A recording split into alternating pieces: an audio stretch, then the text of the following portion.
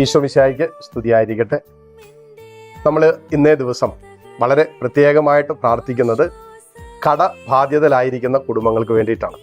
കടബാധ്യതയിൽ കഴിയുന്ന അനേകം കുടുംബങ്ങളുണ്ട്. അങ്ങനെയുള്ളവർ ഈ ആശീർവാദം സ്വീകരിക്കുക. നിങ്ങൾക്കായി കർത്താവ് ഒരുക്കിയ ആശീർവാദമാണ്.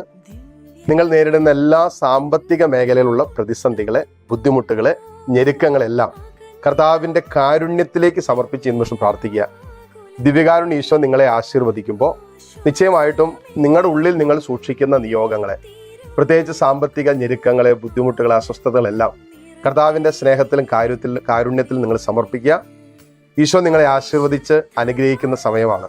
കർത്താവെ, കാരുണ്യവാനായ ദൈവമേ, എന്നെ ശ്രവിക്കുന്ന എല്ലാ മക്കളെയും, പ്രത്യേകിച്ച് കടബാധ്യതയിലായിരിക്കുന്ന, സാമ്പത്തിക ഞെരുക്കത്തിലൂടെ, ബുദ്ധിമുട്ടിലൂടെ കടന്നു പോകുന്ന എല്ലാ കുടുംബങ്ങളെയും സമർപ്പിക്കുന്നു. ഈ ഒരു അവസ്ഥയിൽ മുന്നോട്ട് പോകാൻ പറ്റാതെ മാനസികമായി അസ്വസ്ഥരായിരിക്കുന്ന, സമാധാനം നഷ്ടപ്പെട്ട്, സ്വസ്ഥതയില്ലാത്ത, ഉറക്കം നഷ്ടപ്പെട്ട് കഴിയുന്ന കുടുംബാംഗങ്ങൾ, മുന്നോട്ട് പോകാൻ ഒരു വഴിയില്ലാതെ എല്ലാ വഴികളും അടഞ്ഞു കിടക്കുന്നവര്, ഇവരെല്ലാം കർത്താവെ നിന്റെ കാരുണ്യത്തിലേക്ക് ഞങ്ങൾ ചേർത്ത് വയ്ക്കുന്നു.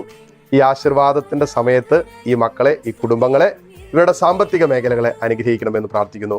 കരങ്ങൾ ഈശോയിലേക്ക് നീട്ടിപ്പിടിച്ച് ഈശോയുടെ ആശീർവാദം ഈ പ്രത്യേക വിഷയത്തിലുണ്ടാകാൻ നമുക്ക് ആഗ്രഹിച്ചു പ്രാർത്ഥിക്കാം. കർത്താവ് ഈശോ മിശിഹായുടെ കൃപയും പിതാവായ ദൈവത്തിന്റെ സ്നേഹവും പരിശുദ്ധാത്മാവിന്റെ സമാധാനവും സംസർഗവും ഉണ്ടായിരിക്കട്ടെ, ഇപ്പോഴും എപ്പോഴും എന്നേക്കും. ആമേൻ.